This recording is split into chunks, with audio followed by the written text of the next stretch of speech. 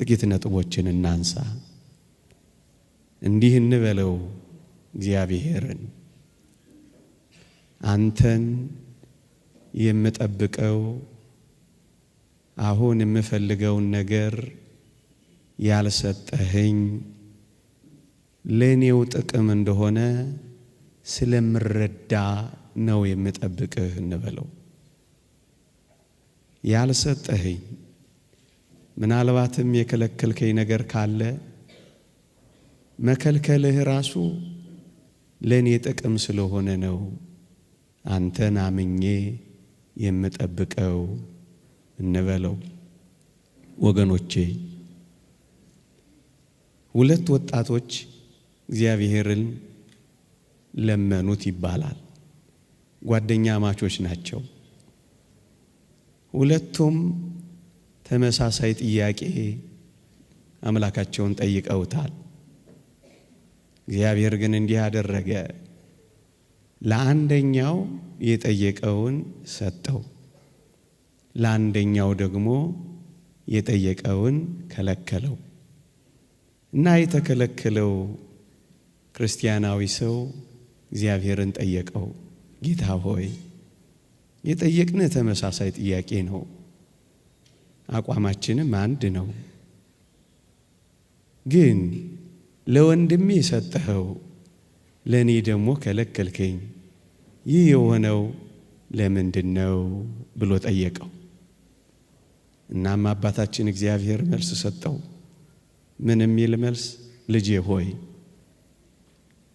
ለሱ በከለክለው ይጠፋብኛል፣ አንተን ደግሞ ብሰጥህ ምን ትሆንብኛለህ?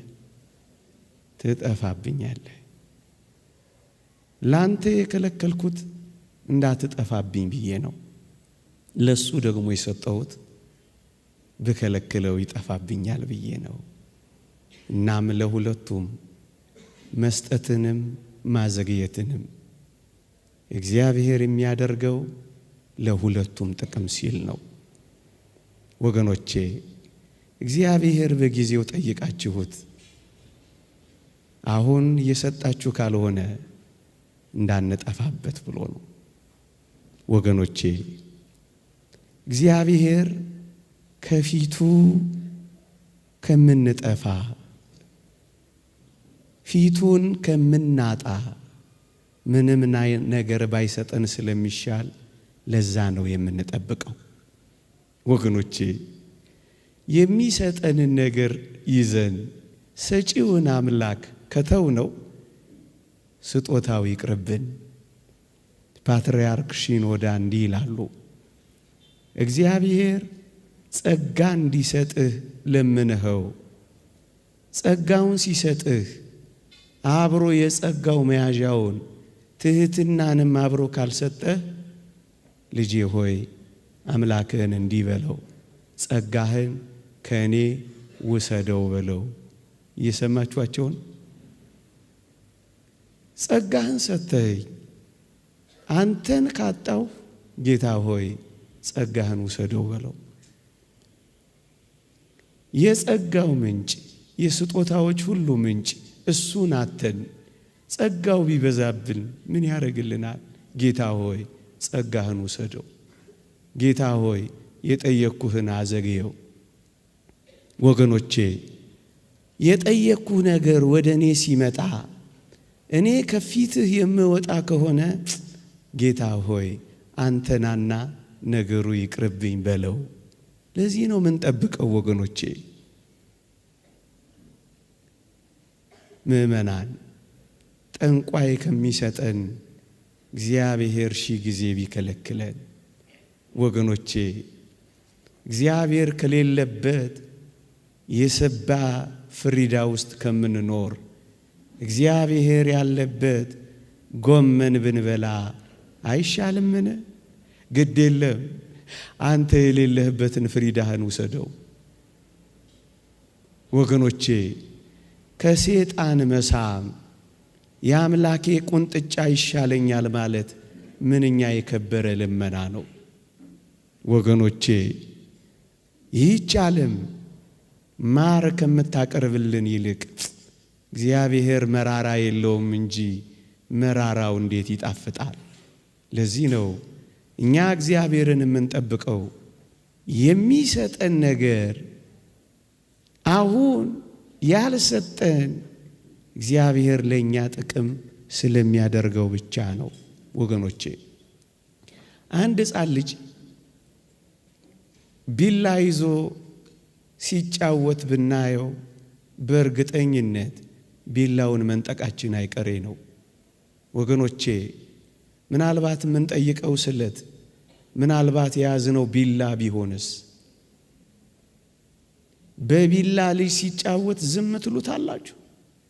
የኔ ሕፃኗ ልጅ በቢላ ስትጫወት ባያት እነጥቃት የለ? ብትነፈርቅስ ትነፍርቃ፣ ብታለቅስስ ታልቅሳ፣ ብትንደባለልስ ትንደባለላ። እናስ ራሷን ከሚጎዳት እኔ ብነጥቃት አይሻልም? እኛ ከአምላካችን በላይ ያውቀን ነው ወገኖቼ። ቢላ ይሁን አበባ ይሁን ለማወቅ የቸገረን ምስኪኖች እኮ ነን ወገኖቼ። ይጥቀመን ይጉዳን የማናውቅ ደካሞች እኮ ነን። እኛ ከአባታችን በላይ ለምን ቢላ ሊያስኩም ብለን መጫወት ከፈለግን እንዴት ከባድ ነው ወገኖቼ። እግዚአብሔር አሁን ከእጃችን ላይ ሚነጥቀን ምናልባት ቢላ ሆኖስ እንደሆነ እግዚአብሔርን በትዕግስት የምንጠብቀው ወገኖቼ አሁን የማይሰጠን ለኛው ጥቅም እንደሆነ ስለምናውቅ ነው። መጠበቅ ማለት ሲሰጠን ብቻ አይደለም ሲከለክለንም ጭምር መጠበቅ ነው።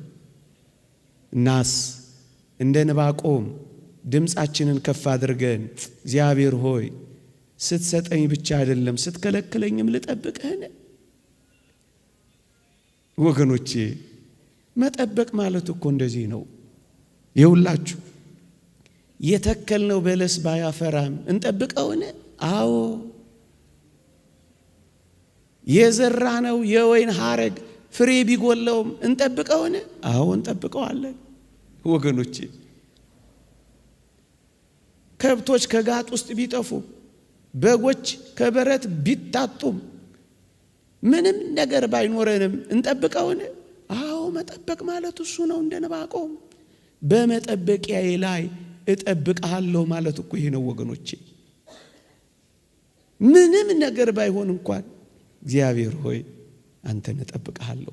ወገኖቼ በደብረ ታቦር ፊት ሲያበራ ብቻ አይደለም በጌቴሴማኒም ጨለማ እጠብቅሃለሁ በሉት ወገኖቼ። በደብረ ታቦር ልብስ ሲያንጸባርቅ ብቻ አይደለም በቀራንዮም እርቃንህንም ሆነህ እጠብቅሃለሁ በሉት።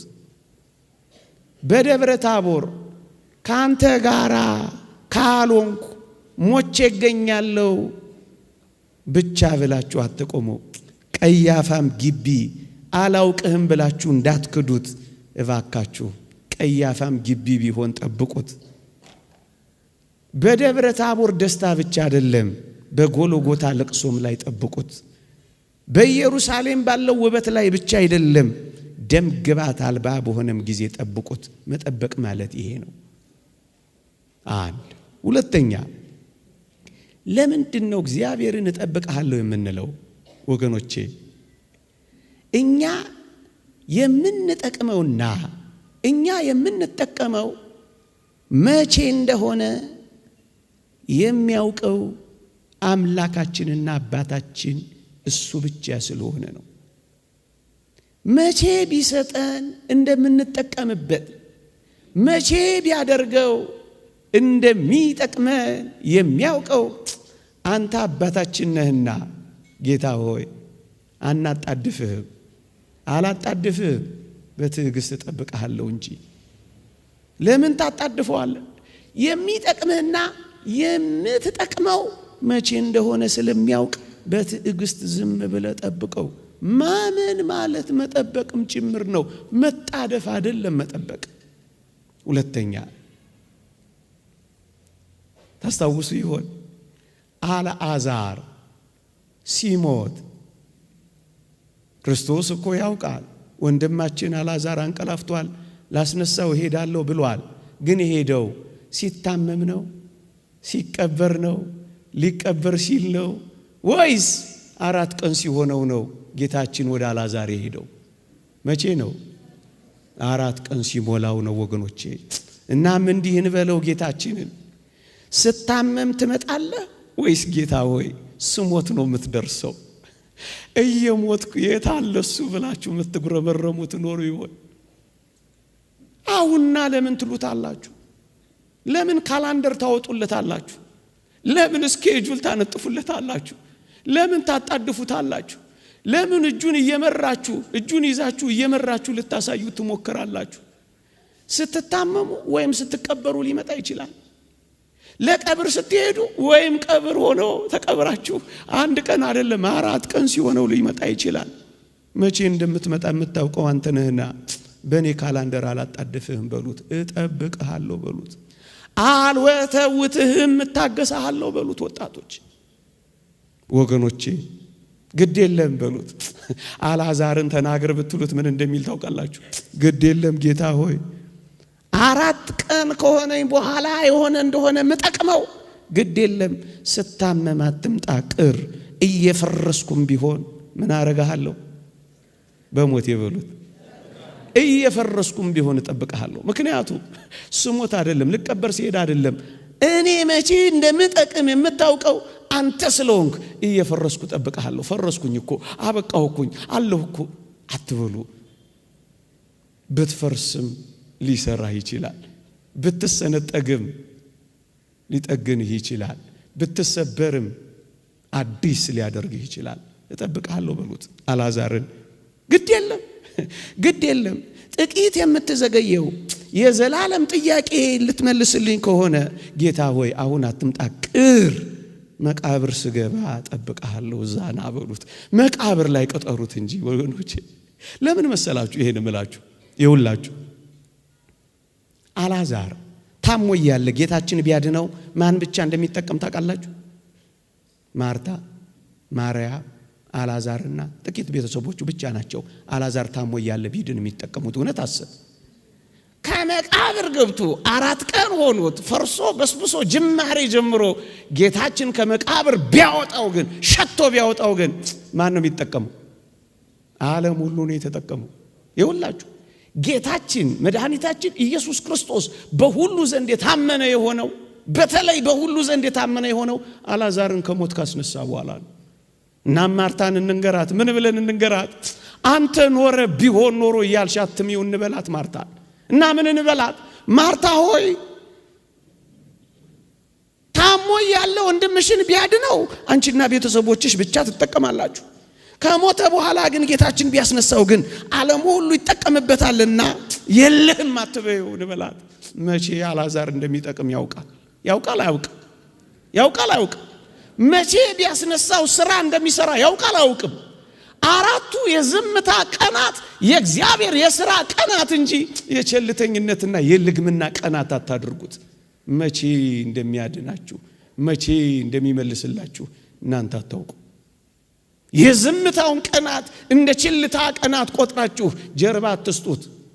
ጠንቋይ ቤት አትሄዱበት፣ ኮከብ አትቆጥሩበት፣ ሞራ አትግለጡበት፣ ሌላ አዳራሽ አትሄዱበት። እግዚአብሔርን በዝምታ ጠብቁት ወገኖቼ። ሳይሞት ማዳን ለአንዳንዶች ይቻላቸዋል። ታሞ ማዳን ለናስቀላጴስም ይቻላል። ሞቶ ማዳን ግን ለእግዚአብሔር ብቻ ይቻላል። እውነት አሰብ ስራ እንዲሰራ ፍቀዱለት እንጂ እየተጣደፋችሁ የሥራ መስካት ትንፈጉት እንጂ። ለዚህ ነው ማርታንም እንዲህ አልናት፣ የለህም አትበዩ። አንተ ኖረ ቢሆን አትበዩ። እርሱ የሚሰራውን ታውቂያለሽ። ምን ታውቂያለሽ? ሲሰራ ዝም ብለሽ ተመልከቹ እንጂ ጠብቂው እንጂ እንበላት። እንደውም እንበላት እግዚአብሔር ዘግይቶ ሳይሆን አንቺ ቸኩለሽ ነው እንበላት። እግዚአብሔር ሳይታመን ቀርቶ ሳይሆን አንቺ ተጠራጥረሽ ነው እንበላት። እግዚአብሔር ተንቀራፎ ሳይሆን አንቺ ልቅደም ብለሽ ነው ብለን እንንገራት። አዎ ማርታ ሆይ እንደውም ከፍ አድርገን እንዲህ ለምን አንለው? ምን እንበለው? ጌታ ሆይ አንተ እኔ የማላውቀውን ጎዶሎዬን የምትሞላ ስለሆንክ ከእኔ ከማውቀው ሽንቁሬ አንተ ጠብቀኝ። እኔ ሽንቁሬን ለመድፈን ስሞክር አንተ ለካ ታላቁን ገደሌን ነው የምትሞላልኝ እና እጠብቅሃለሁ እንበለው። እኔ ከማላውቀው ጎዶሎ እግዚአብሔር የሚያውቀው ጎዶሎ ይበዛል። እኔ ከማውቀው ስንጥቃቴ እግዚአብሔር የሚያውቀው ገደል ይበዛል እና እጠብቅሃለሁ እንበለው። እና እጠብቅሃለሁ እንበለው። መቼ እንደሚጠቅም የሚያውቀው እግዚአብሔር ነው። አንተና እኔ አናውቀው እና ምን ጠብቀዋለን? እስኪ የዛኔ ቃና ዘገሊላ አስታውሳችሁ። ጋኖቹ ውስጥ ያለው መናኛ ወይን እስኪያልቅ እግዚአብሔር አዲስ ወይን ለመስራት ጊዜ ያስፈልገዋል። ሳያልቅ ለምን ይሰራል? አበረከተ ልታስብሉት ነው? ተውት እንጂ ያ ጊዜ ገና አልደረሰም ያለውን ጊዜ ጠብቁ እንጂ ወጣቶች ጠብቁት። እሱን መጠበቅ ምን ያጣድፋል? ምን ያስቸኩላል? ጠብቁት። ግድ የለም አንተ መናኛው በጣፋጭ ልትቀይረው ከሆነ ግድ የለም የኔ መናኛ ይለቅና ያንተ ጣፋጭ ይቀጥል። ጠብቅሃለሁ በሉት። ጠብቅሃለሁ በሉት። ግድ የለም የኔ ያልኩት ይለቅ፣ ያንተ ያልከው ይለቅ፣ ያንተን ጥፍጣፊ ይለቅ፣ ያንተ ጋን ይታጠብ፣ ምንም ነገር እንደሌለበት ይረጋገጥና እግዚአብሔር ሥራ ሳይጀምር እንደሆነ ታወዋለህ። ጠብቀው። ዓለም እንደሆነ ታውቃታላችሁ። መጀመሪያ መናኛውን ታመጣለች። ይታወቅ ጌታ እግዚአብሔር ምስጢሩን ሁሉ ተመልከቱት። ጨለማን ፈጠረ፣ ከዛ ብርሃን አደረገ። እውነት አሰብ ከብርሃኑ በፊት ጨለማ መኖሩ የዘፍጥረትን መጽሐፍ ጥቂት ገጾች ገና እንዳነበባችሁ ቀንና ሌሊት፣ ጨለማና ብርሃን፣ ክረምትና በጋ፣ መዝራትና ማጨድ በምድር ላይ ይፈራረቃሉ ነው የሚለው። ይሄማ አለ። ወጣቶች አትደንግጡ፣ አትሸበሩ። አንዳች ነገር እንደመጣባችሁ አትታወቁ። ጥቂት የጨለማ ጊዜ ይኖራል፣ ደግሞ ከዛ ብርሃኑ ይቀጥላል። ለዚህ ነው ቃና ዘገሊላ መጀመሪያ መናኛውን ከዛ ጣፋጩን ያመጣው። እግዚአብሔር ሁሌ እጠብቅሃለሁ፣ ጣፋጩ እስኪመጣ እጠብቅሃለሁ። መጠበቅ ማለት እኮ ነው። ጠብቁት፣ አትጣደፉ።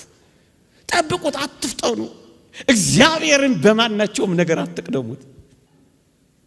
ጌታችንን ሳትመለከቱት መጀመሪያ እኮ ያመጣው ሕማሙን ነው። ከዛ በኋላ እኮ ነው ትንሣኤውን የገለጠው። እውነት አሰብ እውነት የሚቀድመው ሕማም ነው፣ የሚቀድመው ፈተና ነው፣ የሚቀድመው መከራ ነው። እስራኤል እንኳን ከግብጽ ሲወጡ አታስታውሱ? መጀመሪያ የገጠማቸው የማራ ውሃ ነው። ኦሪት ዘኍልቍን አንብቡ። የማራ ውሃ ላይ መራራ ከጠጡ በኋላስ ጥቂት ፈቀቅ እንዳሉ 12 የዘንባባ ዛፎች ያሉባት ጣፋጭ የኤሊም ውሃ ነው የተከተለችው። ጥቂት ነው የሚያስጠብቀን።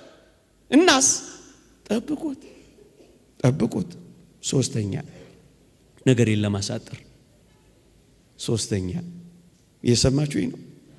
ሶስተኛ ከሶስተኛው በፊት ያለ ጊዜዋ አንዲትን ጫጩት እንቁላሏን ያለ ጊዜዋ ብትሰብሩት ጊዜ ወፏ ትበራለች። ጫጩት ምትሆን ትመስላችኋለች? ምንድነው ምትሆን? ታቆማለች። ያለ ጊዜዋ አትስበሩት እንጂ እግዚአብሔር ሁሉን ነገር በጊዜው ጊዜ ነው የሚያደርገው። ወገኖች እግዚአብሔር እንደ ዓለም አይደለም። ዓለም መጀመሪያ ደስታዋን ትሰጣችኋለች። ቅድም ካልኩት በተቃራኒ ነው። ከዛ በኋላ ነው ሐዘኗን የምታመጣው። መጀመሪያ ሳቋን ከዚያ ለቅሷን ነው የምታመጣው። መጀመሪያ ሱሷን ከዛ በሽታዋን ነው የምታመጣው። መጀመሪያ ጌጧን ከዛማ ማቋን ነው የምታመጣው። መጀመሪያ ሜካፑን ከዛስ ማዲያቷን ነው የምታመጣው። ያየናት አይደል? ዓለም እንደዚህ ናት። እግዚአብሔር ግን እንደዚህ አይደለም። እናስ እንጠብቅሃለን፣ ጠብቅሃለሁ። ሶስተኛው ነገሬ ሁሉም ነገሬ ተቃራኒ እንኳን ቢሆን ልጠብቅህን በሉት እስኪ። ተቃራኒስ ቢሆን ልጠብቅህ? አዎ የእግዚአብሔር ልጆች ተቃራኒ ቢሆን እንኳን እንጠብቀዋለን። እየሰማችሁኝ ነው? እየሆነብኝ ያለው ነገር እኮ እንደነገርከኝ አይደለም። ልጠብቅህን? አዎ ጠብቀው። እያሳለፍኩት ያለው ህይወት እኮ የሚገባኝን ህይወት እኮ አይደለም። ልጠብቅህን? አዎ ጠብቀው። ያ ቃል ኪዳን ከወዴት ነው ያለው ብለህ አትነዝንዘው። ጠብቀው። መጠበቅ ማለት እኮ ነው። ተቃራኒም ቢሆን ጠብቀውታል እኮ። እንደማን ልጠብቅህ? እንደ ዮሴፍ ልጠብቅህ ወይስ እንደ ዴማስ ልተው? ጌታ ሆይ እንደማን ይሁን? እንደ ዮሴፍ ዮሴፍን ታስታውሳላችሁ? ወንድሞችህ ዮሴፍን አሁን ብናናገረው ምን እንደሚል ታውቃላችሁ? ጌታ ሆይ ወንድሞችህ ይሰግዱልሃል አልከኝ እንጂ ጉድጓድ ይጥሉሃል አላልከኝም፣ ግን ልጠብቅህ የሚል አይመስላችሁም? ይሰግዱልሃል ያለው ግን ያረገውታል። ጉድጓድ ውስጥ እኮ ነው የጣሉት። ግንስ ልጠብቅህን ቢለው ይጠብቀዋል አይጠብቀው? ተቃራኒ ነው፣ ግን ይጠብቀዋል። ይገዙልህ ወንድሞችህ ይገዙልሃል አልከኝ እንጂ ይሸጡሃል አላልከኝም እና ልጠብቅህ። አዎ ጠብቀኝ፣ ጠብቀሃለሁ። ተቃራኒ ቢሆን ቢገላበጥም እጠብቀሃለሁ። ከዋክብት ሳይቀሩ ፀሐይና ጨረቃ ሳይቀሩ ሲሰግዱልኝ አሳየኝ እንጂ መቼ እንዲጨልምብኝ አሳየኝ፣ ግን ልጠብቅህ። አዎ ጠብቀሃለሁ። ተቃራኒ ቢሆንም ጌታ እንደምሆን ነገርከኝ እንጂ ባሪያ እንደሚሆን አልነገርከኝም፣ ግን ልጠብቅህ። አዎ ጠብቀኝ፣ እጠብቅሃለሁ። በወርቅ እንደምታንቆጣቁጠኝ ስጠብቅ በወህኒ ሰንሰለት ያሸበረከኝ ምን ሆነ ነው? አይደለም፣ እጠብቅሃለሁ። ባህር እንደምታጎናጽፈኝ እየጠበቁ የምወደውን የአባቴን ልብስና ስጦታ እርቃኔን አድርገው ሲያስቀሩኝና ደም ነክረው ለአባቴ ሲወስዱለት ለትዝታ እንኳን ልብሴን ይዤ እንዳልሄድ እርቃኔን ሲያረጉኝ ልጠብቅህ። አዎ ጠብቀው። እኔ ልበቀል ወይስ አንተ ልጠብቅህ? አንተን እጠብቅሃለሁ። ለምንድን ነው የምጠብቅህ? በጣም አስደናቂ አምላክ ነህ። አውቃለሁ እግዚአብሔር ሆይ፣ አውቃለሁ አምላኬ ሆይ። አንተ እኮ በወህኒ ቤት በኩል የቤተ መንግስት በር አለ። ከወህኒ ቤት በቀጥታ ወደ ቤተ መንግስት ታስገባለህ። እባክህ እንደ ዮሴፍ ልጠብቅህ በሉት። ወህኒ ቤትም ሆኜ ልጠብቅህ። ማስገቢያ በር አለ። አንተ በሐሰት ክስ በመከሰስ አሳልፈ የሁሉ ፈራጅና ዳኛ ማድረግ ታውቅበታለህ። ልጠብቅህ፣ እንደ ዮሴፍ ልጠብቅህ። እኔም እንደ ዮሴፍ ልጠብቅህ። ጥሩ ባሪያ ከመሆን ጀርባ መልካም ጌታ ማድረግ ታውቅበታለህና ጌታ ሆይ ልጠብቅህ። ለጊዜው ካጠለቅኩት ሰንሰለት ቀጥሎ የወርቅ ማርዳ ያለህ አንተ ነህና አምላኬ ሆይ ጠብቅሃለሁ። መጠበቅ ጠብቅሃለሁ። ነገሩ ሁሉ ቢገላበጥም እጠብቅሃለሁ። እንደ ሴትዮዋ ነግሬያችሁ እንደሆነ አላውቅም፣ ሰምታችሁት ከሆነ ይደምቃል። ልንገራችሁ። በዚህ በጾመ ነነዌ ለቅዳሴ ሲሄዱ አንድ አቴስት የአማኝ አንዲትን እናት አገኛቸውና በጥያቄ ፈተናቸው። ምን አላቸው? እናቴ አቤት፣ አሁን ይሄንን ጾመ ነነዌ ቢባል ታሪክ አምነው ነው አላቸው። ምኑን ልጄ? ይሄ ሰሞኑን የምትተርኩት የቱን? አሳ አንበሪው ዮናስን ዋጠው፣ ከዛስ አሳ አንበሪው ዮናስን ተፋው የሚለውን አምነው ነው አላቸው። ልጄ አንተ የኔ ደነቀ? አዎ እኔ ግን ነገሩ ቢገላበጥም ተቃራኒ ቢሆንም አምላኬን አምነዋለሁ። እንዴት? አንተ የገረመ አሳ አንበሪው ዮናስን ዋጠው አይደል? አዎ እኔ ግን ዮናስ አሳ አንበሪውን ያጠው፣ ከዛስ ዮናስ አሳ አንበሪውን ተፋው ቢባል ነገሩ ቢገላበጥ እንኳን ማንን አምነዋለሁ? እንደዚህ እናምነዋለን። ቢገላበጥ እንኳን እናምነዋለን። ማመን ማለት እኮ እንደዚህ ነው ወገኖቼ። እግዚአብሔር በተቃራኒው ነገር ህይወት እንደሚሰጥ አታምኑ? ማን አለ? እየሞተ ህይወት የሰጠ ከአምላካችን በቀር ማን አለ? እየቆሰለ የፈወሰ ከአምላካችን በቀር ማን አለ? ጭቃ የቀባ አይን ያበራ ከአምላካችን በቀር ማን አለ? ጭርት በሚያስይዘው ምራቅ አይን ያበራ በተቃራኒው የሚሰራ ከሆነ ዝም ብላ ጠብቀሃለሁ። የመጨረሻ ለአሁኑ ማለት ነው። ጥያቄን ባትመልስልኝ፣ ጊዜ ቢረዝም፣ ጉልበቴ ቢያረጅም ዝም ብዬ ልጠብቅህ። ተቃራኒ ብቻ ቢሆን አይደለም፣ ዝም ብዬ ልጠብቅህ። ይሄም እኮ ከባድ ጥያቄ ነው። አዎ ጠብቀሃለሁ። እንደማን? እንደ ሙሴ ጠብቀሃለሁ። የጠየቀው የትየለሌ ነው። ሳይመልስለት መቃብር ነው የገባው። ምእመናን እግዚአብሔርን የምናምነው ባይመልስልንም ጭምር እደግመዋለሁ። መልስ የለም የሚል ማክበቢያ እንኳን ቢኖር እግዚአብሔርን እናምነዋለን፣ እንጠብቀዋለን። ሙሴ እንደዚህ እኮ ነው የሆነው። ጥያቄው ሳይመለስ ፊትህ ልይ አለው። ጥያቄውን ሳይመልስለት ወደ መቃብር አገባው። እግዚአብሔር ከመቃብር ባሻገር መልስ አለው የለውም? የለውም? አለው። ይሄን አምላክ ይዤ መቃብርን በገባ አንተን እጠብቅሃለሁ፣ ባትመልስልኝም እጠብቅሃለሁ። ምን ይሄ ብቻ ወገኖቼ! ወደ ከነዓን እየመራ የሄደው ሙሴ ነው። በውሃ ሙግትና ክርክር ምክንያት ደርሶ ከነዓን ጥቂት ሲቀረው ምን እንደሆነ ታውቃላችሁ? በውሃው ክርክር ምክንያት እስራኤል ውሃ ስጠን አሉት። ሙሴ ከየት ያምጣ? በረሃ ነው እንደምታውቁት። ከዛስ እግዚአብሔርን ለመነ። እግዚአብሔር ቸር ነው። በበረሃ የሚወስደው ማንነቱን ሊገልጥ ነው። እና ምን አደረገ? ጭንጫውን ምታው፣ እኔ ውሃ አፈልቅላችኋለሁ አለው። አሮንና ሙሴ ሕዝቡን ሰበሰቡና ኑ ውሃ እናወጣላችኋለን አለ። በዚህ እግዚአብሔር ደስ አልተሰኘም። ለምንድን ነው ደስ ያልተሰኘው? እና ወጣላችሁ አለ። እናወጣላችኋል። ስሜን በሕዝብ ዘንድ ትቀድስ ዘንድ አልወደድክምና ከነዓን አትገባም አለው። ከዛስ አሳየው ማርና ወተት የምታፈሰውን። ግን ሙሴ አልገባም። ለፍቼ ደርሼ ምን ነው ሳታስገባኝ? ልተውህ ወይስ ልከተልህ አይለውም ሙሴ። በጣም ይደንቃችኋል። ሙሴ እግዚአብሔርን የሚከተለው፣ ሙሴ እግዚአብሔርን የሚያምነው፣ ሙሴ እግዚአብሔርን የሚጠብቀው ለከነዓን አይደለም፣ ለእግዚአብሔር ብቻ ብሎ ነው። እየሰማችሁኝ ነው? ከምድር በታች ላለው ነገር አይደለም እኛ እግዚአብሔርን የምንጠብቀው።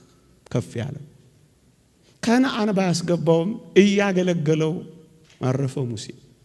እያገለገለ ተሰናበተው ሙሴ። ጥያቄህን ባይመልሰው ያን ሁሉ ሕዝብ አጅቦ ቀባሪ እንኳን አላገኘም ሙሴ። ምክንያቱም የሙሴን መቃብር ካወቁ እስራኤል ወደ አምልኮት እንዳይገቡ የሙሴን መቃብር እንኳን ሰውሮታል። መጽሐፍ ቅዱስ ስለ ቅዱስ ሚካኤል ሲናገር ስለ ሙሴ ሥጋ ሲከራከር ሚካኤል ዲያብሎስን እግዚአብሔር ይጣላሃለው እንጂ ያኛው ካላሳየው ይላል። ይላል ቅዱስ ሚካኤል። ያኛው ሕዝቡን ሊያስት ነው፣ ቅዱስ ሚካኤል ሊጠብቅ ነው። ስለ ሙሴ ሥጋ እንኳን መቃብር እንኳን የሚከራከር ቅዱስ ሚካኤል በረከቱ ይደርብን። ለከነዓን አይደለም የሚያገለግለው፣ ለራሱ ለፍቅሩ ነው። ይጠብቀዋል፣ ይከተለዋል። ጥያቄው ባይመለስም እርሱ ግን ከእርሱ ፈቀቅ አይልም። ጥያቄያችሁ ባይመለስም እግዚአብሔርን ተከተሉት፣ ጠብቁት። ወገኖቼ ከፍ አድርገን እንጠይቀው። እሳት ውስጥ ሆነን ታድነናለህ ወይስ እሳት ውስጥ ሳንገባ ትታደገናለህ? እሳቱን አጥፍተ ሳይሆን እሳቱ መሃል ሆኜ ለማዳንን ታላቅነት ያለህ ነውና ግድ የለም እሳት ውስጥ ሳልገባ ሳይሆን እሳት ውስጥ ገብቼ እንደምታድነኝ አምናለሁና እሳት ውስጥ ሆኜ እጠብቅሃለሁ በሉት። እሳት አጥፍቶ ሳይሆን እሳት ውስጥ ሆኖ ማዳን የሚችል አምላክ ስለሆነ አጥፍቶ ከማዳን እሳት ውስጥ ሆኖ ማዳን ስለሚበልጥ የሚበልጠውን ምስጢር ለማየት ታግሼ አንተን እጠብቅሃለሁ በሉት። አላኮርፍህም፣ እጠብቅሃለሁ። አልክድህም፣ እጠብቅሃለሁ። አላማህም፣ እጠብቅሃለሁ። ፍቅሬን አልቀንስም፣ እጠብቅሃለሁ። ለምን እንደሚያስጠብቀን አናውቅም። አንድ ታሪክ ልንገራችሁና አላብቃ። ቅዱስ ቄርሎስ የሚባል ቄርሎስ አራተኛ የሚባል በግብጽ ቤተክርስቲያን ታላቅ ፓትርያርክ ነበር። ከቅዱስ ሚናስ ከሰማዕቱ ሚናስ ጋር ወዳጅ ነበር። ሰማዕቱ ሚናስ ኅዳር 15 ይከብራል። ታላቅ ሰማዕት ነው። ይሄ ቅዱስ ቄርሎስ በጣም በበረክ እኛም ሀገር መጥቶ ነበር። አፄ ኃይለ ሥላሴ በነበሩበት ዘመን እዚህ መጥቶ ነበር። በጣም ቅዱስ አባት። በግብጽ ቤተክርስቲያን እንደ ቄርሎስ ያለ ቅዳሴ የቀደሰ አባት የለም ይባላል። መጻሕፍቱን አዜብ በሬ ተርጉመዋለች፣ ማንበብ ትችላላችሁ። አንድ ቀን እንዲሆነ ጧት ቅዳሴ ከቀደሰ በኋላ ልጆቹን ይባርካል። በቅዳሴ ላይ የተገኙትን የንስሐ ልጆቹንም ይባርካል። እና አንድ ቀን ምን ሆነ መሰላችሁ? ሁሉም ሲባረኩ አንድ በጣም ተወዳጅ ልጁ ስራ አረፍዶበታል፣ ቸኩሏል። ብቅ እያለ ሊባረክ ይመጣል። ልጄ ቆይ ይለውና ሌሎችን ያሳልማል። ልጁ ደግሞ ትንሽ ይታገሳል። ከዛ ደግሞ ትንሽ ቆይና ፋታ ወስዶ አሁንስ ልባርክ ብሎ አባታችን ጋር ይመጣል። እውነተኛ ታሪክ ነው የምነግራችሁ። አሁንም አባታችን ቄርሎስ ልጄ ሆይ ቆየኝ ይለዋል። አሁን ትንሽ አልበዛም? ትንሽ እየተጉተመተመ ይመለሳል። ከዛ ደግሞ ትንሽ ቆይና ይሄድና አባቴ ሆይ ባርከኝ ይለዋል። ልጄ ሆይ ቆየኝ ይለዋል። አሁን መቅነጥነጥ ይጀምራል። በጣም መጣደፍና መቸኮል ይጀምራል። ሁሉንም ካሰናበተ በኋላ አባ ቄርሎስ ጠራውና ልጄ ሆይ አሁን ሂድ ተባረክ ይልና ይባርከውና ያሰናብተዋል። አጅሬ ስለረፈደበት በጣም ስለቸኮለ እየተጣደፈና እየተከነከነ ልክ ቢሮ ሲሄድ ከቢሮ ትይዩ ትልቅ ዛፍ ነበር። እሱ ከሚቀመጥበት ወንበር ትይዩ አንድ ትልቅ ዛፍ ነበር። ለካ በዛሽ ቅጽበት አባ ቄርሎስ ቆየኝ ልጄ በሚልበት ቅጽበት ያ ትልቅ ዛፍ ወድቆ ልጁ የሚቀመጥበትን ወንበርና ቴብል እንክት አድርጎ ሰብሮት ነበር። እንደ ተንቀዠቀዠ ቢሄድ ምን ይሆን ነበር? እንደዚህ ያለኝ አንድ ልጅ ደስ ሲል በደንብ ነው የገለጸልኝ። ይሞት ነበር። አትጣደፉ፣ ጠብቁት። እየሰማችሁ ነው። ደስታም ብታገኙ ደግሞ እጅግም አትቦርቁ። ስለ ፈተና አብዝቼ ደስታ ደግሞ አንዳንዶች እግዚአብሔርን እንዳይጠብቁት እንዳይታገሱት ያረጋቸዋል። የቀበሮዋን ታሪክ ልንገራችሁና ላብቃ። ቀበሮ መሬት ውስጥ ያለ ማር ነው የምትመገበው እና በጣም በትንሽዬ ቀዳዳ ነው የምታገኛት እና ስታገኝ ከብዙ ድካምና ልፋት በኋላ ስለሚገኝ በጣም ነው የምትፈነጥዘው። ቀዳዳዋ ግን በጣም ትንሽ ናት፣ በብዙ ድካም የምትገኝ ናት እቺ ቀዳዳ። እና ቀበሮቲ ምን ታደርጋለች? ልክ ምግቧን ያገኘችበትን ቀዳዳ ስታገኝ በጣም በደስታ እየተገለባበጠች አክሮባት እየሰራች ምን ታደርጋለች? ትደሰታለች። እንደ ሕፃን ልጅ ሆነ እንዲማወራላችሁ እንደ አባባ ተስፋዬ በጣም ትፈነጥዛለች። ከዛስ ከፍንጠዛዋ በኋላ ማሯን ልትበላ መለስ ስትል ምስኪን ናት፣ ቀዳዳዋ ይጠፋባታል፣ ማሯ ይጠፋባታል እና በጣም ትሰቃይ። አንዳንዶቻችን የደስታችን ልክ ቀዳዳችንን እያስጠፋን ደስታችንን በሐዘን እየቀየረብን ነውና በልክ እንደሰት። ከዚያ ቀበሮ ከዚህ ሁሉ ልምድ በኋላ ምን እንዳደረገች ታውቃላችሁ? ልክ የማሯን ቀዳዳ ስታገኝ በአንድ እግሯ ቀዳዳው ላይ ትቆምና በሌላኛው እግሯ እና ይሄንን አትተውት ለማለት ነው። ይቆየን። የእግዚአብሔር ቸርነት፣ የእመቤታችን አማላጅነት፣ የቅዱሳን በረከት ረድኤት አይለየን። ወገኖቼ አንድ ነገር እንድናገር ብቻ ፈቀዱልኝ።